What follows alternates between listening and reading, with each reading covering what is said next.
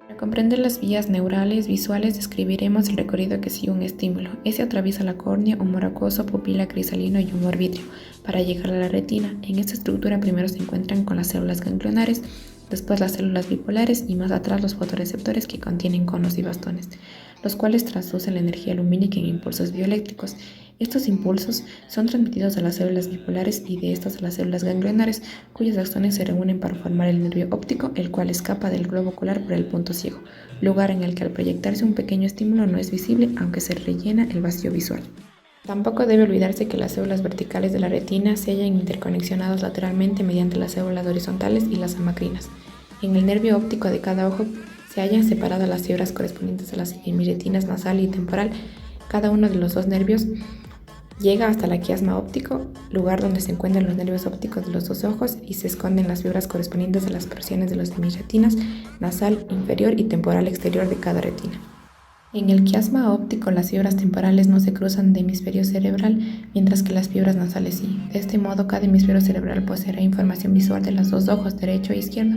En consecuencia, las fibras de la porción izquierda de las dos retinas, una del ojo derecho y otra del izquierdo, se dirigen hacia el núcleo geniculado lateral izquierdo del tálamo, en tanto que las fibras de la parte derecha de las dos retinas van hacia el núcleo geniculado lateral derecho del tálamo.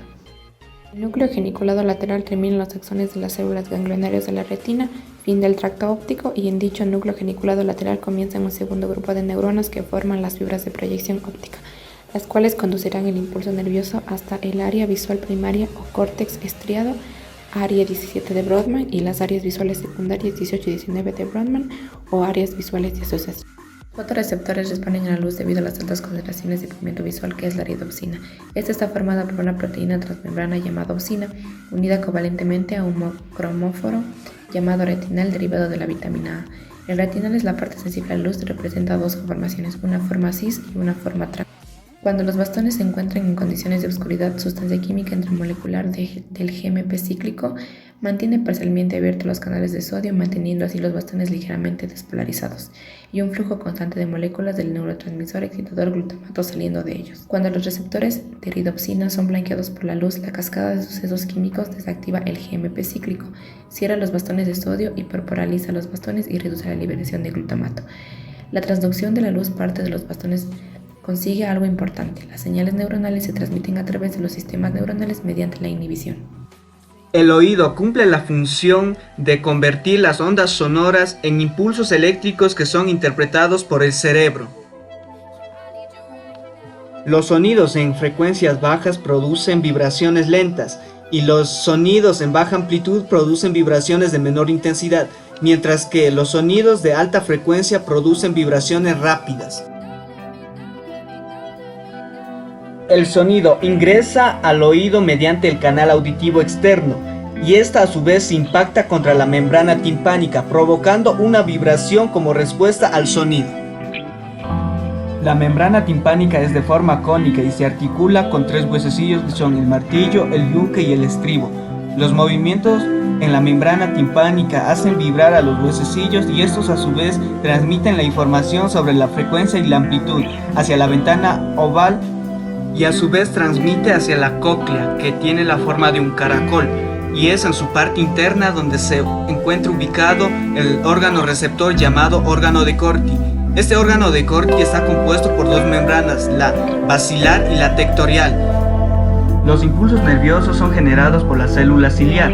Esta célula está situada sobre la membrana basilar y la tectorial. A medida que la membrana basilar vibra, las células ciliares se flexionan con la membrana tectorial, desencadenando así potenciales de acción en los axones del nervio auditivo. El impulso nervioso pasa por el nervio auditivo y establece una sinapsis con los núcleos cocleares. Luego realiza sinapsis hacia las olivas superiores, y de estos axones se proyecta hacia los tubérculos cuadrigéminos a través del hemisco lateral, y aquí realiza sinapsis hacia los núcleos geniculados medial del tálamo. De aquí pasa hacia la corteza auditiva primaria para luego pasar a la corteza auditiva secundaria y finalmente hacia la corteza de asociación. Los sistemas somatosensorial consiste de 3 sistemas: sistema exterosensibilidad, sistema de propiosensibilidad y sistema de interosensibilidad.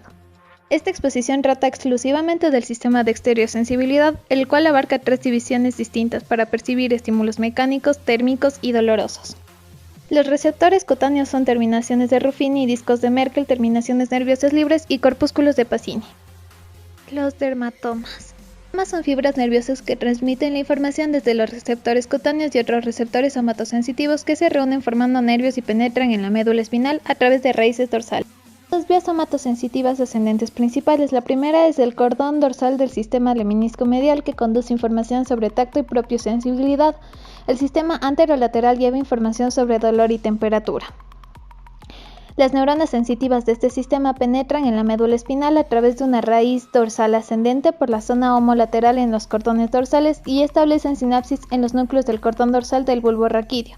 Los axones de las neuronas de los núcleos del cordón dorsal decursan y luego ascienden en el menisco medial hasta el núcleo ventral posterior contralateral del tálamo. El sistema anterolateral forma sinapsis en cuanto entran en la médula espinal. Los axones de la mayor parte de las neuronas de segundo orden decursan y luego ascienden al encéfalo en la parte anterolateral contralateral de la médula espinal.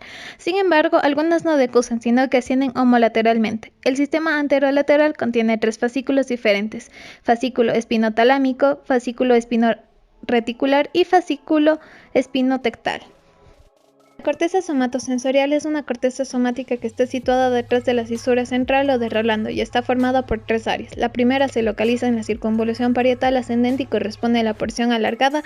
Es el área primaria somática S1. La S1 se proyecta a la corteza somatosensorial secundaria S2, área 40 de Brodmann.